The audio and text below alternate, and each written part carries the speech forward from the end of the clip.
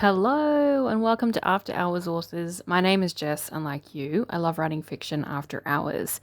Now, today I'm really excited because, well, I'm going to get my marketing hat on. I love marketing. I'm a bit of a marketing nerd burger. Sorry.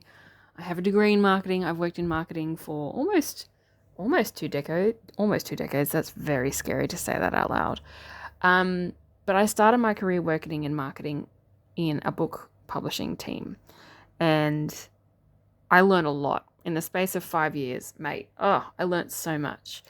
But I know that for most authors out there, you tell them that they've got to market their book and they have a panic attack. It's the most overwhelming, stressful thing ever. And today, what I want to do is introduce a series. It's going to have 4 episodes where I give you a little bit of marketing 101. Some of this is mindset, some of this is the goals you should have for what you're doing with your marketing, and then it's going to be very practical too. I'm going to give you examples of what to do and how to do it. So we're going to do a little bit of marketing theory today. Today is kind of going to be quite broad and mindset based, and I'm going to explain kind of what's going to be unpacked in the next few weeks. So let's take a second. Welcome, grab a seat, sit down. Okay, just listen. First of all, take a breath. I know that marketing is incredibly stressful. You feel like you're posting into the void. You're not sure if you're doing it right. You don't even really know what all your marketing options are. Let's talk about what marketing actually is. Okay, let's strip it right back. Marketing is not ads. Marketing is not social media. Marketing is not about persuading people or pressuring them or convincing people to buy your book. It's about helping the right people notice you and your book and recognize that your book might be for them. It's more about making them familiar with you than it is about pressuring them to buy something. Not every social media post, newsletter, appearance in person, ad, etc. is meant to sell. Some things you do in your marketing plan are just about introducing you to readers. It's about warming up the right kind of people for your book. And other things, invite action, invite engagement, invite sales. So don't automatically go to sales in your head. I want you to be very wary of the things you do in your marketing plans that just go straight to, hey, buy my book. This is where a lot of authors go. And look, I understand why we're going that way, but we need to step back, okay? And the first thing I want you to do is think of yourself as a brand. Ooh, vomit. Sounds gross, doesn't it? You're a brand. I'm sorry, but you are.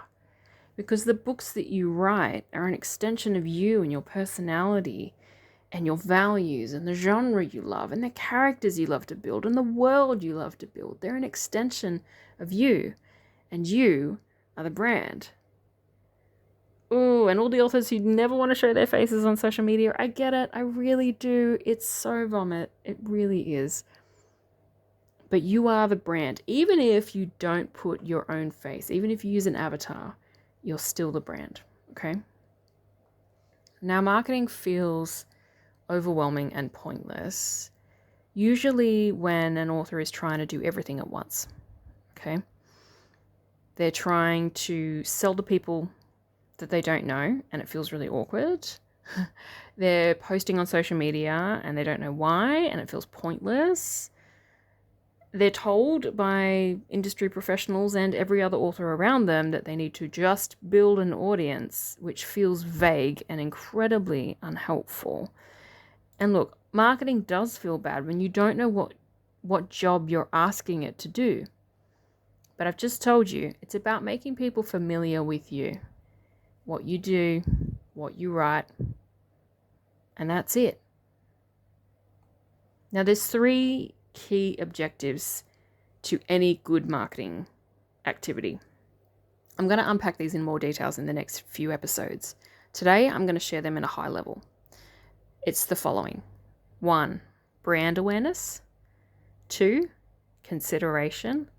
And 3, conversion.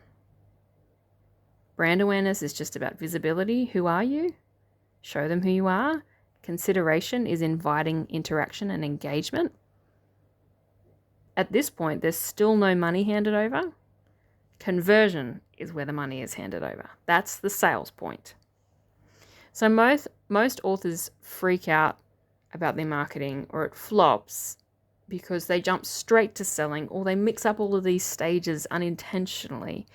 Each stage has a different goal, has a different message, and you measure success differently between the 3 of them. What we're trying to do is create a funnel, like a familiarity funnel. At the top, where it's the widest, you have strangers, right? Randoms on the internet that you're posting in front of. The further down you go, you want to narrow down to the people who are interested, who have a similar genre taste, who are probably like you, probably love the kind of book that you're writing. And then at the bottom of the funnel, it's even narrower again, and that's the buyers. That's the action point. So we're going from visibility to interaction to action. Now, one of the most frustrating things I'm going to tell you is that you cannot rush familiarity, right? Think about how you know a close friend. You don't become besties after you meet them once, right? You have interactions over and over and over. Then you have coffee. Then you meet up after work. Then you might do a weekend away. And the more time you spend with that person, the more familiar you get. The more memories you start to share. The more in common your experiences are. Now, no stage is better or more advanced. You'll actually cycle through these stages repeatedly across your writing career. So today, I just want you to try and identify where you think you might be in this cycle. So if all of your posts say, buy my book, but no one knows you yet, you're asking conversion to do brand awareness's job, right? Look at the size of your audience. Look at who follows you on socials. Look at who's following you for your newsletter. And have a look. So if no one knows who you are, let's say you're relatively new to the space, you're a new author, you've got a new book, you're new to the genre, your focus should be on brand awareness. If some people know you, and you kind of need to build a bit more time together, and you want to get a little more interaction and engagement with them, you're in the consideration phase.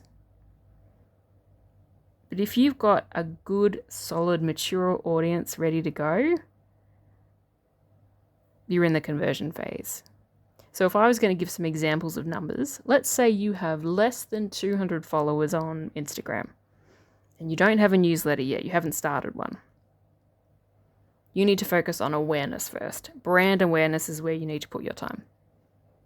Let's say you have a minimum of 500 followers on Instagram and maybe 20 to 30 subscribers to your newsletter. Start the consideration journey, right? Now let's say you've got a bigger audience, 1,000 followers plus on socials. You've got a bit of book visibility. You've got some subscribers. Your job now is to focus on making buying easy. You're in the conversion phase. So marketing isn't about doing everything at once, right? It's about doing the right thing at the right time in that cycle.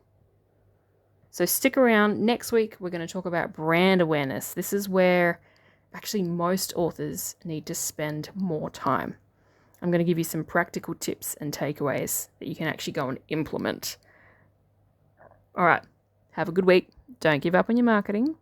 And every time you're posting or you're writing a newsletter this week, just think, okay, what am I doing here? Am I introducing myself? Is this brand awareness? Is this more of a consideration, interaction, engagement point? Or am I ready to sell my book? Am I in a conversion phase right now? Chat soon. Have a good week.